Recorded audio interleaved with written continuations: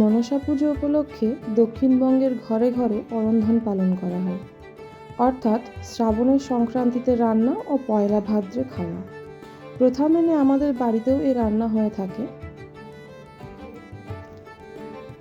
এবারেও করা হয়েছিল 11 রকমের পদ, যেমন আলু ভাজা, বেগুন ভাজা, কুঁদরি ভাজা, করলা ভাজা, কাঁকরোল ভাজা, সজনে শাক, বাঁধাকপির তরকারি, কালো বিরির ডাল, মাছের সর্ষে, আমড়ার চাটনি এবং সবথেকে আকর্ষণীয় ছিল তিলের বড়া।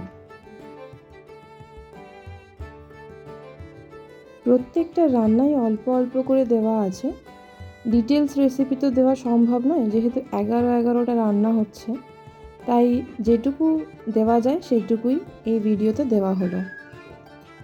কালকে যে রান্নাগুলো করা হয়েছে, এই রান্নাগুলো আজকে সারাদিন খাওয়া হবে।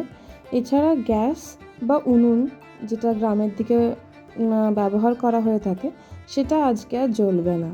শুধু হয়তো চা করার ক্ষেত্রেই উনুন জ্বলতে পারে। ভিডিওটা দেখার পর রান্নাগুলো কেমন হয়েছে নিশ্চয়ই কমেন্ট সেকশনে জানাবেন। এবং কার কার বাড়িতে এই মনসা পুজো উপলক্ষে পালন হয়ে থাকে, অর্থাৎ অরন্ধন পালন করা হয়ে থাকে, সেটাও কমেন্ট সেকশনে আমাকে জানাবেন। বাই।